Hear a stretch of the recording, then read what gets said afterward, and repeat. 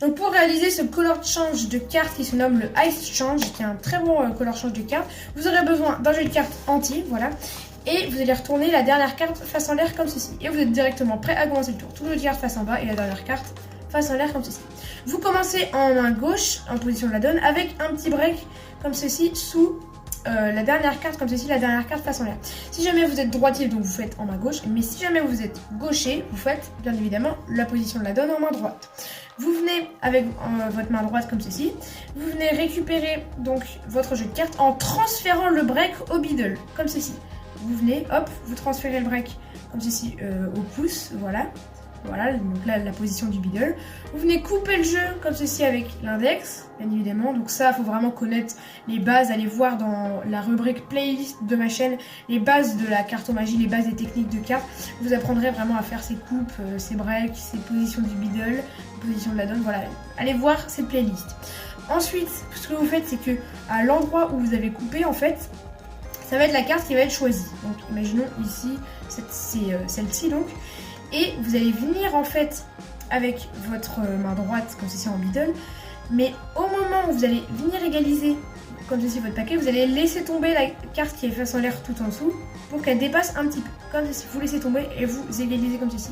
Donc la chose où il faut être très vigilant pendant ce color change, c'est qu'il faut faire très attention à l'angle de vue des spectateurs. C'est-à-dire qu'il ne faut pas qu'il soit trop haut pour pas qu'ils voient la carte qui dépasse, mais pas non plus trop bas parce que sinon ils vont voir ici. Il faut vraiment bien doser l'angle de vue du spectateur. C'est-à-dire que s'il voit trop, s'il est comme ceci, vous levez un petit peu le jeu de cartes pour pas qu'il voit ça. Mais pas trop non plus, sinon on va voir en tout. Voilà. C'est vraiment le truc le plus compliqué dans cet effet, c'est vraiment l'angle de vue du spectateur. Faut faire très attention. Donc après, au niveau de la carte, vous la laissez dépasser d'environ un bon centimètre. Voilà, vous voyez le signe au moins ici, voilà, il faut bien voir le signe, comme ceci, environ un bon centimètre. Donc si je récapitule, on a coupé le jeu, ici on a laissé dépasser la carte face en l'air, ici la carte du spectateur, voilà, qu'on va venir tourner, donc pour l'instant le spectateur se doute de rien, voilà, il ne se doute pas qu'il y a une carte qui dépasse face en l'air ici. Vous montrez la carte donc au spectateur, ici le 10 de carreau, et en fait quand vous allez la placer juste en dessous de la dame de pique, juste ici. Vous la placez hop en dessous. Donc bien évidemment là aussi il ne faut pas se mettre trop en avant pour pas que le spectateur voit la dame de pique, mais pas trop en arrière, sinon le spectateur ne verra pas le 10 de carreau. Il faut vraiment bien doser pour que le spectateur voit le 10 de carreau sans voir la dame de pique. Et en fait, vous allez faire coïncider cet angle de la carte du spectateur, ici le 10 de carreau, cet angle avec l'angle de la dame de pique, comme ceci. Il faut bien faire coïncider. Donc ici vous laissez un petit peu d'espace pour la carte, voilà, comme ceci. Et il faut mettre la carte environ comme ceci par rapport au jeu de cartes. Voilà, environ un bel angle, comme ceci, voilà. Un petit angle comme ceci par rapport au jeu de cartes. Il faut vraiment que ce soit le plus proche possible de la dame de pique, comme ceci. Voilà, il faut vraiment, hop, comme ça. J'espère que vous comprenez bien toute la routine. Ensuite, une fois que la carte a bien coïncidé, en fait, tout va se passer dans le mouvement de sortir la carte. La dame de pique va en fait se superposer par rapport au 10 de carreau. Donc comment on fait ça?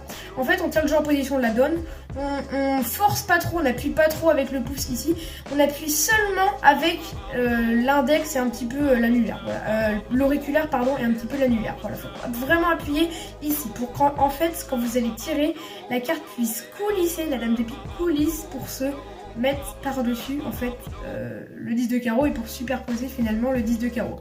Donc je vous remonte la routine en entier. On a la carte retournée, pris au break comme ceci, on coupe ici la carte le 10 de carreau, voilà la même. Donc là bien sûr on a la carte qui dépasse. Vous placez ici la carte juste en dessous, en fait, vous prenez dans le coin, hop, et vous rentrez, comme ici, vous faites coïncider l'angle, voilà, donc ici le 10 de carreau. Ensuite, vous appuyez très fort, vraiment le plus fort possible avec l'auriculaire, mais pas trop fort non plus avec les autres doigts, vraiment que l'auriculaire pratiquement. Et ici, vous venez avec votre pouce et vos autres doigts pincer. Et normalement avec l'auriculaire ça va pile se superposer parfaitement. Voilà, faut bien s'entraîner quand même pour ce color change pardon. Et hop, comme ceci ça se superpose. Vous placez dessus, là on a une double et vous retournez. Et c'était le color change de carte. Donc on revoit ça, on a la carte retournée en dernière position, on vient, on coupe, on laisse dépasser la carte comme ceci. On montre la carte du spectateur ici encore une fois le 10 de carreau. On place donc le 10 de carreau ici. Et on vient avec l'auriculaire bien sûr qui fait rail en fait, qui fait rail par rapport à la carte. Et on vient, ici on pince pas trop fort, mais pas trop léger non plus pour pas que ça coulisse pas, mais pas trop fort non plus pour pas que la carte, ne s'accroche pas et vous finissiez comme ceci. Voilà, il faut vraiment appuyer, il faut bien modérer la pression sur laquelle vous appuyez. Vous mettez en dessous, vous tirez, et la carte se change ici en roi de carreau.